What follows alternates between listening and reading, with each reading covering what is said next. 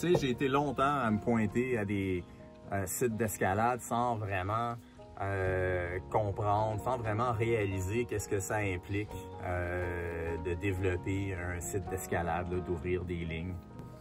Fait que je me disais que ça pourrait être intéressant et ou amusant de vous montrer de quoi ça a l'air une journée typique dans la vie d'un ouvreur-équipeur.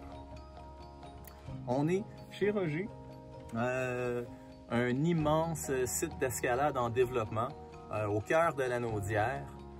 L'ouverture est prévue pour la saison prochaine, pour l'été 2021. On a déjà plus d'une centaine de lignes d'ouvertes ici sur le site et on pense qu'il y a du potentiel pour plus de 200 voies d'escalade une fois que le site va être développé entièrement. On est environ une demi-douzaine d'ouvreurs-équipeurs à être très actifs sur le site. Moi, j'en suis à ma 50e journée cette saison à développer les lignes, à travailler bénévolement sur le site.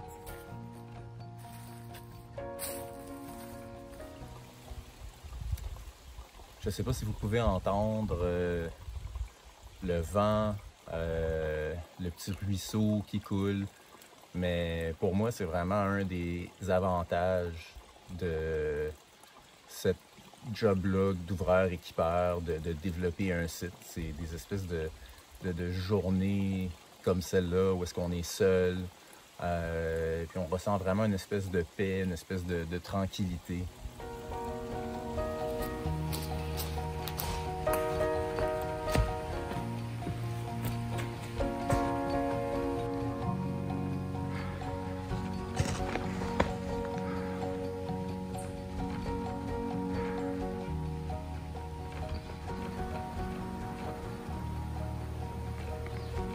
Si jamais vous vous êtes demandé pourquoi les grimpeurs ne sont pas les bienvenus sur des sites en développement, il suffit juste de jeter un petit coup d'œil à la petite roche qui est derrière moi et essayer de vous imaginer qu'est-ce que votre casque aurait pu faire de bon contre un caillou de ce format-là. Puis dites-vous que c'est pas une des grosses roches qu'on a fait tomber, c'est une roche de taille assez ordinaire.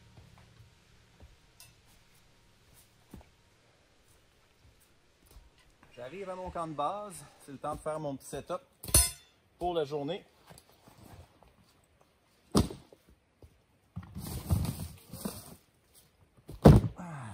C'est la 3e journée que je vais passer sur cette ligne-là. J'en ai brossé une bonne partie. J'ai installé quelques scellements. Aujourd'hui, il me reste à grimper la ligne sur corde fixe, continuer à valider mes placements.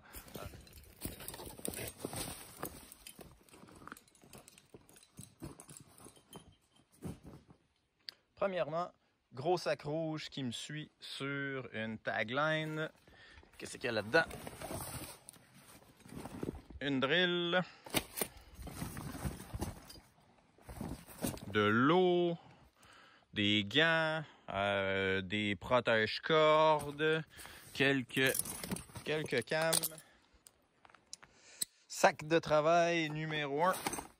On parle de mèche, de brosse, un petit grattoir, la pompe, les ampoules de colle, ainsi que des scellements à installer. Deuxième pochette de travail, celle-là reste toujours clippée après moi. Grattoir, marteau, à l'intérieur, plein d'affaires, des brosses, des petites crowbars, toutes ces patentes-là. All right. Mon setup pour travailler sur corde, sur paroi, ben simple. Petzl rig, mon auto-bloqueur, sur une corde fixe, idéalement statique, qui est fixée à mon relais en haut que j'ai installé la dernière fois. deuxième corde fixe, idéalement statique également, que j'ai aussi installé sur mon relais en haut. Ça, c'est ma tagline. C'est là-dessus que mon whole bag est attaché. Donc, autobloquant sur le brin principal, un ascendeur,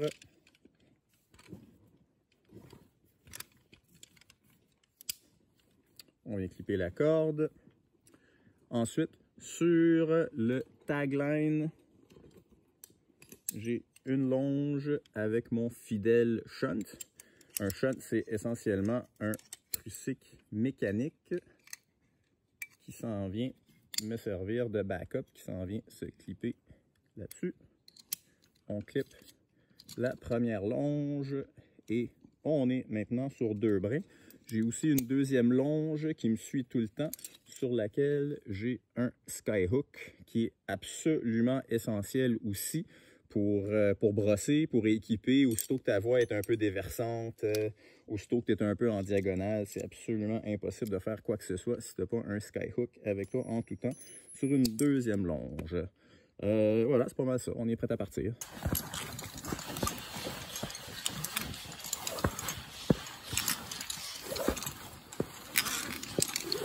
La dernière fois que j'étais venu brosser, il n'y avait plus la journée d'avant et donc les fameux cornflakes que vous pouvez voir ici là, étaient absolument impossibles à enlever.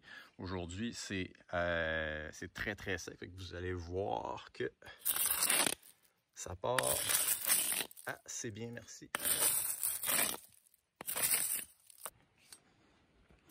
Une partie importante de la job, c'est vraiment de s'assurer que les prises ne vont pas vous rester dans les mains, ce qui fait qu'on joue beaucoup du marteau. Oh, c'est clair que ça va partir assez facilement. Voilà. Ça aussi, ça va partir. Tout ça, ça va partir. Rendu ici, on recommence à être sur de la bonne roche. Bon, je suis en train de déterminer le placement des ancrages dans la voie. Ici, c'est assez simple. La roche est très bonne. La position pour clipper est très évidente aussi. Il y a une petite vire juste là qui va servir pour clipper. C'est la dernière, c'est le dernier scellement avant une vire. Donc, au niveau de la position, c'est assez simple aussi. C'est en ligne droite avec les autres ancrages là, que je vais installer. Et donc, je veux dire, une fois qu'on a déterminé que la roche est solide, que la position, elle est bonne aussi, il suffit de marquer l'emplacement à la craie. Ensuite, on continue. Plus tard, il s'agira de grimper la ligne en moulinette ou sur corde fixe là, pour s'assurer que ça fait du sens au niveau du positionnement, de la distance là, dans le contexte de la ligne au complet. Quand tu rouvres bien des voies, tu scrapes bien des cordes. Mettons que je m'en servirais pas comme corde principale, mais comme tagline. Tu fais un papillon, passe à autre chose. Je suis dans la dernière section de la voie, puis essentiellement, ça fait comme 15 minutes que je descends entre ce X-là, ce X-là et le haut de la voie complètement pour essayer de déterminer qu'est-ce qui fait le plus de sens pour les ancrages, pour avoir un équilibre, pas en faire une voie de gym, puis pas non plus en faire une voie qui peut donner des mauvaises chutes. Fait qu'il y a vraiment beaucoup on monte, on descend, on analyse, on se place dans la voie. Ouais, ben je pensais avoir besoin d'une gros barre pour faire partir ce gros bloc-là, mais finalement j'y ai touché, puis je pense qu'en soufflant dessus, il va sacrer le camp. Fait que j'ai déplacé mes cordes le plus possible vers la gauche pour être loin de la ligne de chute là, du bloc, pour être sûr de ne pas sectionner mes cordes. Ensuite, ben écoute, il y a une coupe de guêpes qui joue autour de la craque. Là. Je ne sais pas s'il y a un nid en arrière de ça. J'espère que non. Ça fait un peu partie des risques de la patente. Mais on va bien voir. Bon. Et c'est parti! bonne nouvelle. Il y a une petite guêpe, mais je pense qu'elle est tout seule. Bon, ben, j'ai grimpé la séquence quelques fois. Au niveau du placement ici, là, je suis prêt à faire le trou et à installer le scellement.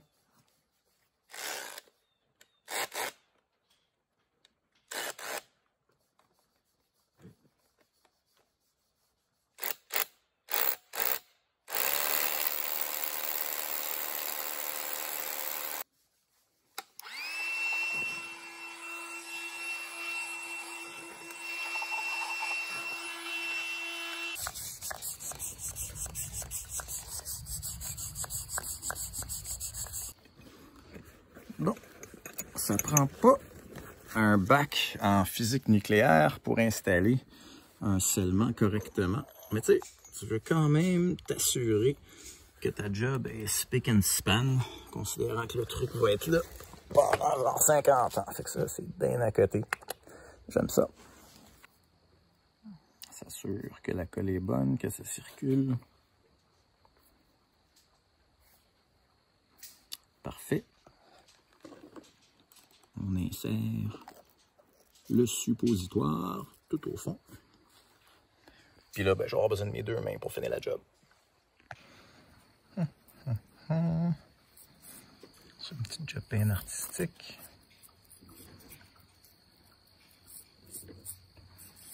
Sûr que le tout est droit. On a de la colle bien en dessous. Ça va être pas mal pour ça. Checkez-moi ça, la belle job.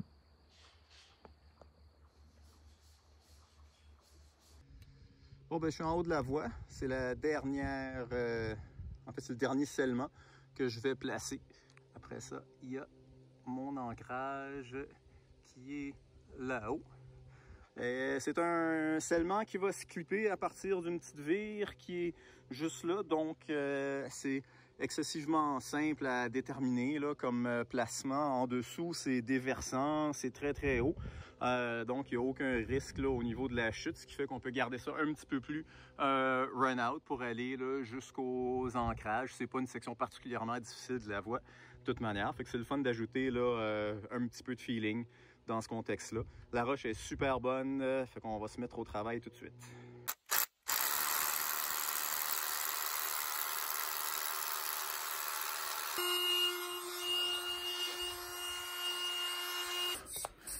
Ça va être joli, joli. Super, ça.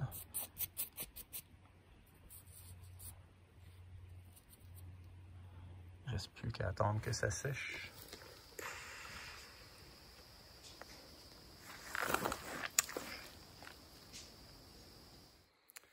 Puis après ça, bien évidemment, il y a la partie le fun. J'ai un pote qui vient d'arriver, un autre ouvreur équipeur de la place. On va aller grimper ces belles lignes-là qui sont derrière moi pendant qu'il nous reste encore un petit peu de soleil. Ben voilà, l'obscur héros, notre propre dieu grec qui s'est dévoué corps et âme pour Roger. Yo yo!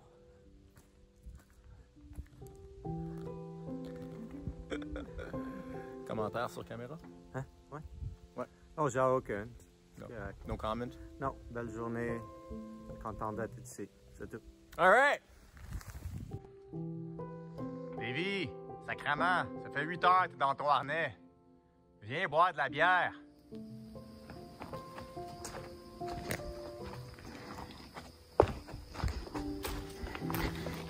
What? Yes! Hey, woo! Yeehaw! Bon, qu'est-ce que ça prend quand t'es ouvreur-équipeur dans la vie? De la boisson! On est tous un peu des alcooliques fonctionnels. All right, cheers! Cheers, man! Woo! Bonne journée! C'est pas mal ça, en gros. Belle journée de brosse, de drill, de purge. Il me reste une autre bonne journée à mettre dans ligne pour la terminer. Ça va m'avoir pris quasiment 4 jours entiers pour ouvrir seulement cette ligne-là.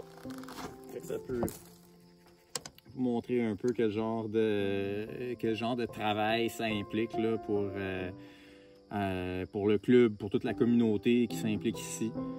Ouvrir un site comme ça, c'est des milliers d'heures de travail bénévole. C'est le fun puis c'est chiant en même temps, mais j'imagine qu'on aime ça.